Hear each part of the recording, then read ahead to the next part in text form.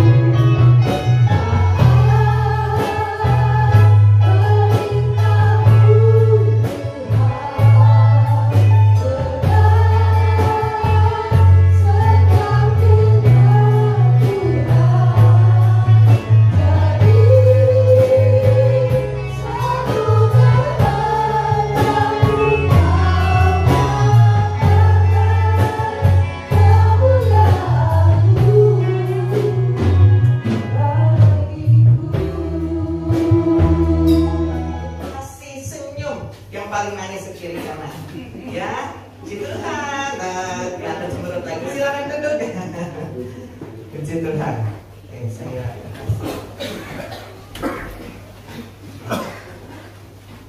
wow,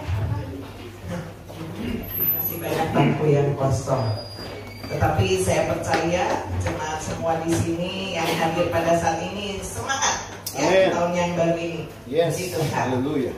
Luar biasa. Kita bersyukur akhirnya lewat juga ya, nyampe di tahun 2024 ini dengan pertolongan Tuhan. Udah kita sibuk melewati Natal, sudah dapatkan berkatnya kan ya. Yang pasti itu yang harus kita peroleh, walaupun kita tidak dapat pungkiri di akhir tahun ini banyak yang sakit ya. Tapi puji Tuhan hari ini saya bisa melihat Ibu Hana bisa hadir di ibadah ya. Luar biasa, semua karena pertolongan Tuhan. Kalau yang bebas dari sakit rasanya wah luar biasa ya. Puji Tuhan. Saudara, pada pagi hari ini saya mau men-sharingkan tentang ketaatan membawa kemenangan. Saudara, tentu setiap orang ingin di dalam kehidupannya ada yang ingin dicapai dan pinginnya semua bisa dicapai. Ada keberhasilan, ada kemenangan, ya. Nah, taat itu adalah patuh pada peraturan, pada norma, pada otoritas. Contohnya, kita yang sekolah taat kepada peraturan di sekolah, ya. Jadi kalau yang sekolah nggak bisa seenaknya, pasti dia harus menghormati peraturan yang dibuat di sekolah. Contoh kecil saja, ke sekolah harus gunain seragam. Nggak mungkin saudara jadi yang sekolah ini nggak taat. Saya ke sekolah seenaknya aja lah. Aku mau pakai baju bebas aja, nggak bisa, ya. Terus di lalu lintas ada peraturan, saudara nggak bisa melanggar sembarangan, ya. Udah ditetapkan, kalau lampu merah berarti harus berhenti, kalau yang hijau jalan. Saudara nggak bisa buat peraturan sendiri. Kalau merah saya jalan, hijau saya berhenti, nggak mungkin, ya. Gitu. Itu peraturan sudah dibuat. Dan kemudian di dalam pekerjaan, ya, saudara yang bekerja tentu juga ada peraturan di dalam perusahaan. Salah satu contoh yang paling mendasar adalah tentu saudara harus taat juga kepada pimpinan saudara, gitu ya. Nah, di dalam sebuah keluarga pun hal ketaatan merupakan penting, ya, buat orang tua yang mempunyai anak. Kalau yang orang tua udah punya anak, pasti mengerti hal ini. Ketaatan itu adalah bukti bahwa anak itu respect atau menghargai orang tuanya. Ketaatan ini juga adalah proses pembelajaran dan harus diajarkan. Mulai dari ketika anak masih kecil, kita sebagai orang tua pun pasti belajar dari orang tua kita. Jangan diturunkan nanti ya. Oh harus begini, itu belajar dari pengalaman. Kita tentu ingin anak-anak kita taat, ya, pada peraturan. Kalau di rumah mungkin peraturannya tidak tertulis, tapi ada juga orang tua yang menulis peraturan harus begini. Tapi biasanya kalau di dalam keluarga nggak tertulis tuh, itu dijalankan sendiri, diajarkan, gitu ya. Nah, dan ketaatan ini akan terus bertumbuh seiring usia, pengalaman, dan kedewasaan seseorang. Dan ketaatan ini akan berpengaruh terhadap karakter seseorang. Itu di dalam keluarga, saudara ya. Nah, tetapi pada kenyataannya sulit untuk menjadi taat. Kita menginginkan anak kita taat. Kadang kita sendiri bukan tidak taat ya, suka nyeleneh atau kurang taat. Pada pagi hari ini kita mau belajar dari firman Tuhan bahwa ketaatan itu akan membawa kemenangan. Sama seperti tadi ya, di dalam peraturan berlalu lintas, peraturan di sekolah. Kalau misalnya ada yang melanggar, pasti akan menerima konsekuensinya, ada sanksi, gitu ya. Tetapi kalau seseorang menjadi taat, dia akan menerima keuntungannya tersendiri, ya. Di dalam Amsal 10 ayat 1 dikatakan, ini ayat pembuka saja, anak yang bijak mendatangkan sukacita kepada ayahnya, tetapi anak yang bebal adalah kedukaan bagi ibunya, ya. Jadi begitu pentingnya hal ketaatan ini. Ya, dan orang tua harus mengajarkan tentang ketaatan ini. Nanti Bapak Ibu juga bisa baca di rumah dalam Ulangan 11 ayat 18 sampai 21. Di situ diceritakan bahwa bagaimana kita harus mengajarkan tentang hal ketaatan ini, yaitu kuncinya di firman Tuhan. Harus mengajarkannya kepada anak berulang-ulang, dikatakan pada waktu kita berbaring, berjalan, duduk, gitu. Pada waktu bangun. Karena dikatakan kalau kita taat maka akan panjang umurmu dan umur anak-anakmu, itu tertulis di firman Tuhan. Ya. Firman Tuhan adalah pedoman kehidupan. Tuhan Yesus sendiri memberikan teladan sampai dia taat di kayu salib, sampai akhir dia taat sama Bapaknya. Itu rencana Bapa untuk menyelamatkan umat manusia. Yesus sendiri taat. Ketaatan itu harus menuntun kita kepada kemenangan. Dan untuk menjadi taat itu adalah pilihan. Di dalam Ulangan 11 ayat 26, kita akan baca ini ya. Ulangan 11 ayat 26 sampai yang ke-28. Ulangan 11 ayat 26 sampai 28. Lihatlah, aku memperhadapkan kepadamu pada hari ini berkat dan kutuk. Berkat apabila kamu mendengarkan perintah Tuhan Allahmu yang kusampaikan kepadamu pada hari ini. Dan kutuk jika kamu tidak mendengarkan perintah Tuhan Allahmu dan menyimpang dari jalan yang kuperintahkan kepadamu pada hari ini dengan mengikuti Allah lain yang tidak kamu kenal. Ya. Jadi dari ayat ini kita melihat bukan berkat kutuknya, tetapi lihat di situ terkandung adanya satu ketaatan. Jika kita memilih untuk taat melakukan perintah Tuhan, maka berkat itu sendiri akan turun atas kita. Kita ada di bawah hukum berkat. Terus kalau kita tidak melakukan, bukan Allah kejam, tetapi saudara, itu udah otomatis seperti tadi dikatakannya, ketidaktaatan itu akan mendatangkan konsekuensi. Jadi ketika kita memilih untuk tidak taat, tidak mendengarkan perintah Tuhan, kita itu sudah ada di bawah kutuk. Karena dunia ini tuh kan fana ya, akan berlalu. Dosa itu ada di dalam dunia. Hal-hal yang buruk juga terjadi di dalam dunia ini. Dan kita tidak bisa bertindak dengan kemampuan kita sendiri, nggak bisa. Semua butuh pertolongan Tuhan. Jadi dunia ini fana dan akan segera berlalu. Dan ada murka Allah di dalam dunia ini dikatakan. Jadi kalau kita memilih untuk tidak taat, kita udah ada di bawah hukuman dikatakan ya. Jadi tinggal kita memilih kepada Tuhan.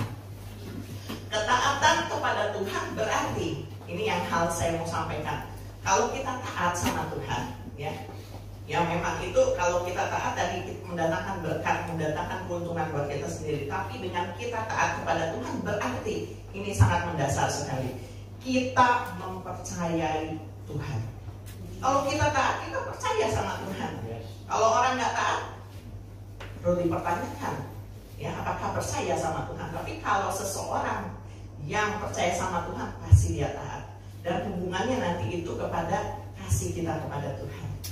Sangat mudah orang berkata, ya aku mengasihimu Tuhan. Tetapi kan itu harus diekspresikan lewat perbuatan kita, tindakan kita.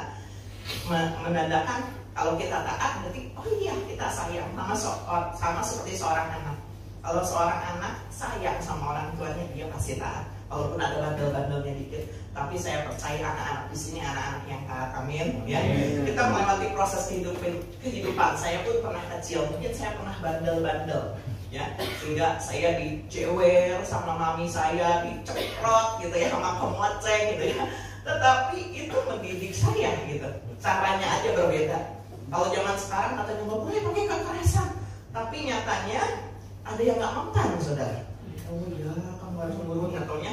Kalau zaman dulu ada kita takut gitu ya. Kalau zaman sekarang kan anak dimarahin sama orang tua, bisa protes gitu ya. Kalau saya dulu nggak berani. Jadi kalau begitu saya dimarahin mami, apa? Dulu udah melotot mami saya udah misalnya melihat apa lihat gitu. Kalau zaman dulu kan gitu, ya nggak ada yang berani. Kalau sekarang bisa dulu gitu ya, itu bahasa Prancisnya. Apaan sih gitu. Mau marah salah, mau mukul katanya nggak boleh pakai kekerasan. Kalau zaman dulu mami saya melihat nunggu nggak, wah gitu ya. Kalau saya lebih nurut, adik saya lebih lebih apa ya namanya, gitu ya. Tapi dia juga taat kok gitu ya. Itu kan apa ya namanya, merupakan satu seni ya. Orang tua merawat, mengasuh atau mengajarkan ketaatan kepada anak-anak. Saya punya 3 anak juga berbeda-beda, walaupun dari satu keturunan ya, gitu ya. Beda-beda taatnya. Tetapi seiring bertambahnya usia, saya melihat anak-anak saya juga belajar untuk taat, terutama taat kepada firman Tuhan. Jadi kami mengajarkan pedomannya adalah firman Tuhan, bukan hanya ketaatan secara dunia. Saya mungkin diajarkan mami saya, oh yang tadi yang dasar-dasarnya, kalau dimarahin orang tua nggak boleh melawan, yang apa gitu ya. Tetapi semuanya itu sebetulnya tercatat di dalam firman Tuhan. Jadi ajarkanlah firman Tuhan kepada anak-anak kita tentang ketaatan, termasuk diri kita sendiri yang dalam proses pertambahan usia pun kadang kita ternyata kurang taat gitu ya. Tapi dikatakan ya di dalam Yohanes 3 ayat 36 dikatakan, Yohanes 3 ayat 36, barang siapa percaya kepada anak, ia beroleh hidup yang kekal. Tetapi barang siapa tidak taat kepada anak, ia tidak akan melihat hidup, melainkan murka Allah tetap ada di atasnya. Ini artinya bukan Allah menghukum, tapi sekali lagi karena tadi di dalam dunia ini memang sudah ditentukan akan menemui kebinasaan. Ada dosa, tetapi orang yang percaya kepada Tuhan, dia memperoleh keselamatan. Jadi sangat penting ketaatan ini kepada Tuhan. Ya, saudara mau belajar taat kepada Tuhan? Amin. Katakan kita taat pada Tuhan. Saya mau taat. Saya mau taat ya. Kemudian yang kedua, ketaatan kepada Tuhan berarti menyaksikan Tuhan bekerja, saudara.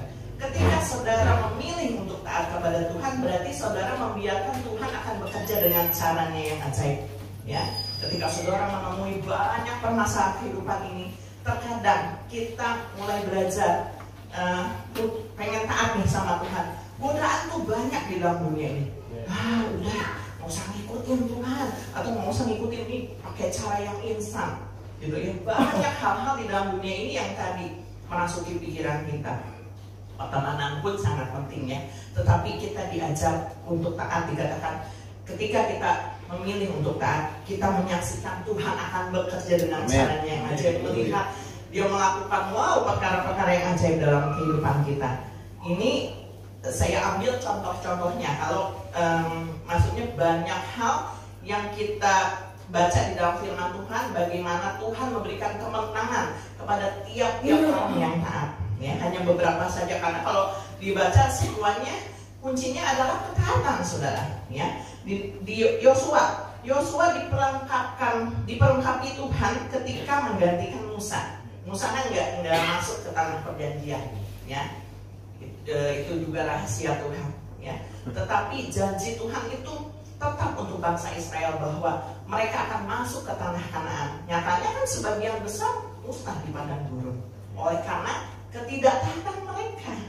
Jadi pilihan ya saudara. Tetapi orang yang taat dan bertahan sampai kesudahan masuk. Amin. Termasuk Yosua, dia menggantikan Musa, tapi dia diperlengkapi oleh Tuhan. Dan yang dia lakukan apa? Hanya taat saja. Dan Tuhan memberikan kemenangan. Nanti saudara bisa baca di dalam Yosua 1 ayat 7 dan seterusnya ya.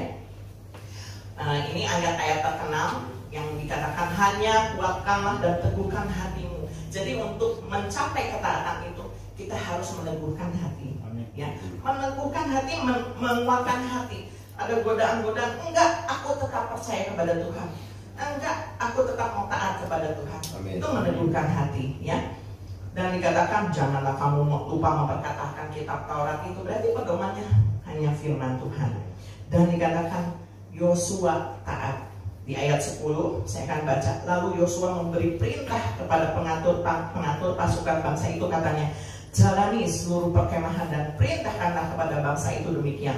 Sediakanlah bekalmu, sebab dalam 3 hari kamu akan menyeberangi sungai Yordan ini untuk pergi menduduki negeri yang akan diberikan Tuhan Allahmu kepadamu untuk diduduki.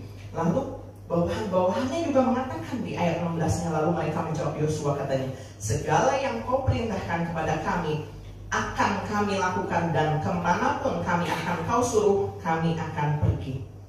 Nah, jadi saudara lihat, ketika otoritas itu Yosua ini adalah orang yang taat sama Musa. Di saat dia disuruh mengintai sama 12 orang pengintai, yang 10-nya menyebarkan kabar buruk. Jangan, padahal kan janji Tuhan masuk ke tanah Kanaan. Pokoknya bangsa Israel akan masuk, tapi yang 10 ini menghasut yang lain. Di sana bangsanya raksasa, kita dimakan ya, pokoknya yang buruk-buruk. Tapi 2 orang, yaitu Yosua dan Kaleb, mereka tetap percaya sama Tuhan. Dan ternyata dia yang masuk ke tanah Kanaan memimpin bangsa Israel. Dia tunduk kepada otoritas. Musa tunduk kepada Tuhan, tetapi Yosua juga tetap percaya kepada Musa yang dipakai Tuhan. Dia taat dan tunduk. Dia nggak melecehkan Musa dikatakan. Dan otoritas itu turun atas hidupnya, terus ke pegawai-pegawainya, sehingga para bawahannya juga menurut kepada dia. Tapi kuncinya tetap menurutnya sama Tuhan kan, karena Yosua diurapi oleh Tuhan. Ya. Dan kemudian Raja Yosafat, kisah tentang Raja Yosafat ini juga agak spektakuler, karena dikatakan Raja Yosafat ini suatu hari bangsa Israel menghadapi tekanan atau diperangi oleh dua bangsa sekaligus. Lalu Yosua berkeputusan untuk bertanya kepada Tuhan. Yosafat. Kemudian yang Tuhan suruh adalah kumpulkan semua pasukannya di lembah pujian. Disuruh menyembah, saudara. Bukannya angkat senjata perang. Dan Yosafat menurut. Lalu apa yang dikerjakan Tuhan? Ya, dua bangsa itu saling bertempur, yang musuh-musuhnya itu saling bertempur, sehingga mereka hanya menontonnya saja. Mereka hanya memuji dan menyembah Tuhan. Lihat, ketaatan berarti menyaksikan Tuhan bekerja. Amin, saudara. Itu di zaman perjanjian. Zaman sekarang mana bisa? Saudara, luar biasa ya. Ini pengalaman kami sekeluarga ya. Ketika kita dilanda permasalahan yang secara akal pikiran kita udah nggak tahu mau kemana gitu ya. Tapi yang kami lakukan adalah berdoa, memuji Tuhan aja. Udah nggak bisa, pikiran tetap jalan. Harusnya begini, itu manusia yang seperti itu ya. Tetapi kami memilih untuk belajar taat. Susah saudara kalau diperhadapkan situasi yang mendesak atau sulit. Tetapi kuncinya adalah ketaatan. Kami memuji, menyembah nama Tuhan, dan menyaksikan Tuhan bekerja luar biasa. Mungkin ada banyak hal yang tidak bisa kami sampaikan saat ini, tapi yang saya ingin saksikan Tuhan itu luar biasa, saudara. Bahwa ketika kita belajar untuk taat aja, matanya itu nggak lepas dari kita, ya. Jadi jangan sampai kita untuk berpikiran, aku memilih untuk tak taat sama Tuhan, tapi rugi sendiri, saudara. Karena dikatakan konsekuensinya saudara sendiri yang akan menerima. Bahkan yang gawat ya, saudara, kalau kita tidak taat, itu nanti warisannya sampai anak kita, saudara. Jangan sampai keturunan kita juga hidup di bawah kutuk, saudara. Tetapi itu ditentukan oleh pilihan saudara saat ini. Ketika saudara memilih untuk taat, itu akan terus ke keturunan kita, ya. Puji nama Tuhan. Kemudian Nuh sama Abraham pun taat, saudara. Nuh disuruh bikin kapal, dan itu bukan waktu yang sebentar, bukan 1-2 hari simsalabim jadi, tapi 1 abad dia harus membangun kapal. Kalau dia nggak taat, itu dari mana kekuatannya, saudara? Manusia di dalam dunia waktu itu sudah banyak yang berbuat jahat. 100 tahun Nuh menyaksikan orang di sekelilingnya berbuat jahat dan tidak mau bertobat. Dia hidup bergaul terus sama Tuhan. Ya, dikatakan bangun bahtera. Dia nurut sama anak-anaknya. Cuma 8 orang kan yang diselamatkan. Itu bukan dongeng, saudara. Tetapi di tengah kegelapan dunia saat ini, saudara butuh kekuatan yang lain, bukan kekuatan diri saudara. Firman Tuhan. Tuhan katakan kita memang hidup dalam dunia, tapi kalau kamu hidup dalam dunia, jangan serupa dengan dunia itu. Itu adalah satu perintah, dan kita harus taat, saudara. Kalau kita nggak taat, kita akan menerima konsekuensinya. Pilihan ada 2, Nuh dikatakan. Ya, Nuh juga waktu itu mungkin kalau memilih untuk tidak taat, tapi nggak mungkin ya, karena dia katanya bergaul erat sama Tuhan, dan itu mempengaruhi anak-anaknya. Dibawa anak sama istri dan mantunya. Jelas ya bahwa ketika seseorang taat, itu akan mempengaruhi keluarganya. Keluarga sangat penting, saudara. Ketika saudara diselamatkan oleh Tuhan, saudara kalau percaya bahwa Tuhan udah nyelamatin saya percaya saudara semua nggak akan egois. Saudara akan berdoa untuk orang-orang yang terdekat buat saudara. Mungkin saat ini pasangan kita belum ke gereja, anak kita atau orang tua kita. Kalau saudara sudah diselamatkan sama Tuhan, saudara gak akan egois. Enggak, yang penting gua selamat. Memang nanti kalau masuk surga masing-masing, kita nggak bisa ngegiring orang. Saya nggak bisa bawa anak saya, suami saya nggak bisa bawa saya gitu. Tetapi kuncinya ada pada kita, saudara ya. Apalagi sebagai orang tua, sangat-sangat penting bahwa kita harus belajar untuk taat sehingga anak-anak kita melihat ketaatan kita kepada Tuhan. Itu aja. Manusia memang nggak sempurna, hamba Tuhan pun nggak sempurna. Tetapi sekali lagi belajar taat sama seperti Nuh. 100 tahun saudara. Ya mungkin saat ini kalau 100 tahun kita udah mati duluan ya di dalam dunia ini. Tetapi itu bicara bahwa bukan masalah waktu, tetapi keputusan saudara untuk memilih taat atau tidak. Jangan tunda-tunda, ini awal tahun, perbaharui komitmen kita di hadapan Tuhan. Abraham pun sama, ketika disuruh Allah, dia udah enak mungkin hidupnya ya, tapi katakan kamu pergi dari negeri ini, akan kutunjukkan negeri yang lebih baik lagi. Waktu itu belum punya keturunan, keturunanmu akan kubuat seperti bintang di langit dan pasir di laut. Nggak ngerti Abraham, tapi dia belajar untuk taat. Dia pergi aja, pergi sampai dia nggak tahu mau kemana ya, aku pergi gitu. Tapi dia taat aja. Dan kuncinya adalah kemenangan. Walaupun di dalam perjalanannya itu dia menemui proses yang begitu banyak. Dan mungkin kalau secara manusia kalau kita baca ya prosesnya ketika mereka sampai kan Abraham bawa ponakannya ya, bawa Lot ya, dipertunjukkan nih milih daerah. Secara manusia nih, kalau kita dihadapin pilihan, pilih mana? Biasa manusia gini, waduh yang milih gitu. Tapi Abraham luar biasa, dia adalah bapak orang percaya. Dalam hal memilih itu pun dia nggak gue dulu yang pilih, itu tuh yang subur nih, gue pilih. Tapi dia menyuruh Lot memilih dulu. Ayo pilih, nanti saya ambil sisanya. Tetapi kuncinya bukan soal dari tanah subur atau tanah yang kurang subur, tetapi karena Abraham taat, dia diberkati Tuhan. Amin. Ya, katakan sekali lagi, saya mau taat sama Tuhan ya, puji Tuhan. Ya, Tuhan Yesus sendiri mengajarkan ketaatan. Tadi saya bilang di awal, dia taat sampai rencana Allah digenapi. Walaupun sesaat dia mau disalib, dia katakan, Bapak, kalau boleh cawan ini lalu daripadaku, karena dia menanggung dosa yang begitu berat dari semua manusia. Dia yang tidak berdosa dibuat jadi berdosa, bukan karena Yesus yang melakukan dosa, tapi ditanggungkan. Ya, kalau zaman perjanjian lama, orang berbuat dosa dia bisa mempersembahkan korban untuk meminta ampun sama Tuhan supaya dosanya diampuni. Kalau nggak diampuni dia mati. Ada yang langsung gitu ya, dulu nggak ada yang aling-aling.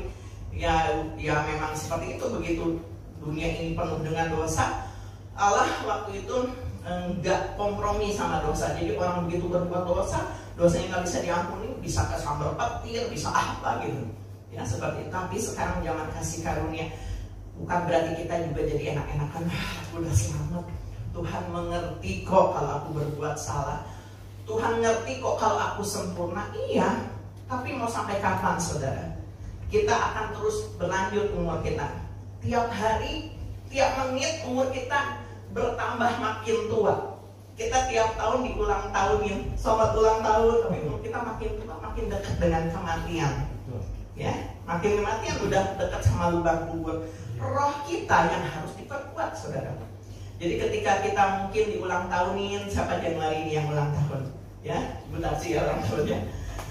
Di ulang tahun itu adalah momen kita bersyukur. Tuhan dikasih 1 tahun lagi nih umur. Saya bisa menghirup udara segar, bisa melihat mungkin anak-anak. Dan waktu ulang tahun mungkin saudara punya harapan bukan hanya untuk diri sendiri. Yang udah berkeluarga pasti biasanya gini, saya pengen ngelihat anak saya punya cucu, apa aja gitu macam-macam, punya harapan dan impian. Tetapi saudara taruhkan segala sesuatunya itu di dalam ketaatan kepada Tuhan. Kuncinya itu saudara ya, karena Tuhan akan memberikan kemenangan buat kita semua. Mungkin saat ini ketaatan kita belum cukup kuat.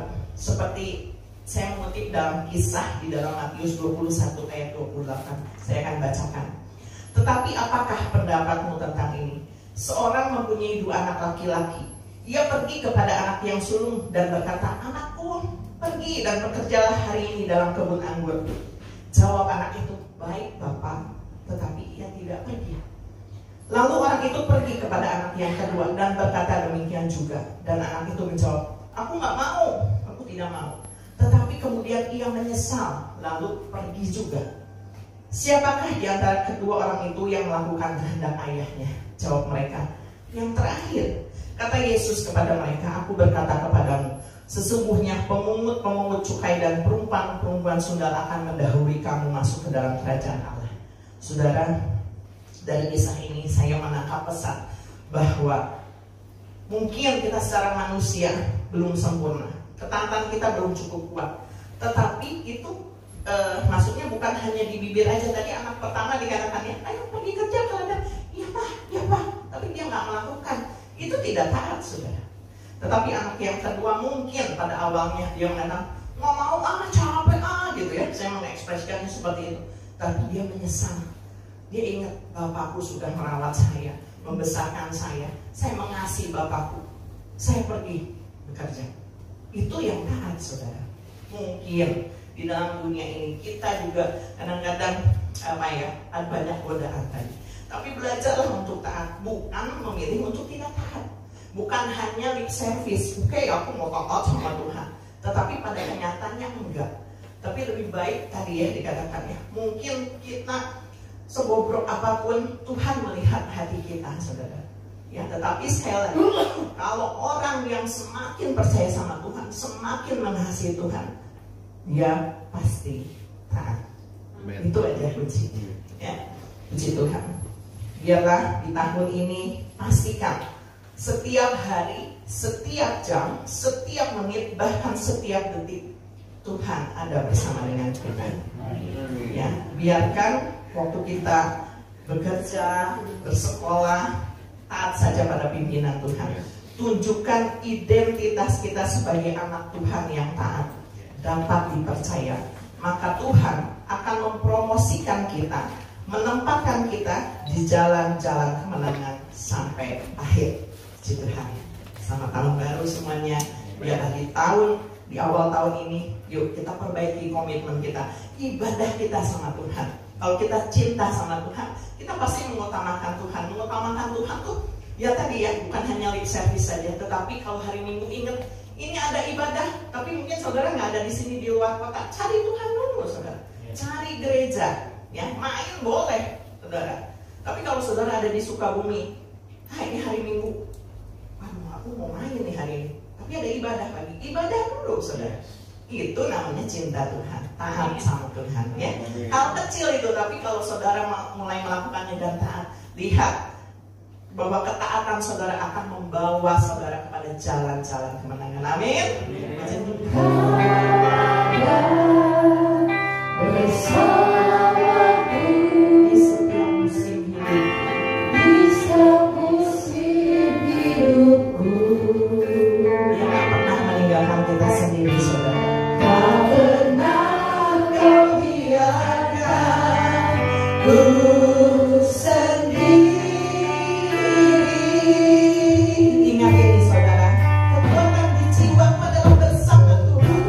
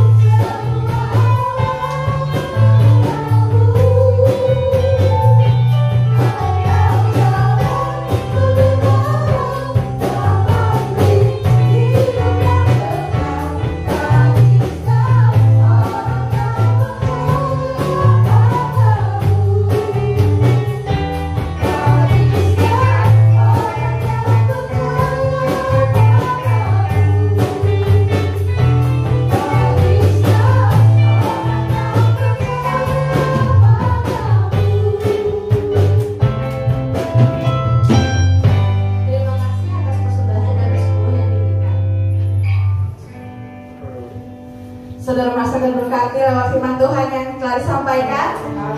Biarlah kita terus taat kepada firman Tuhan. Tiba saatnya kita akan akhiri ibadah pada pagi hari ini. Saya undang jemaat untuk bangkit berdiri. Tuhan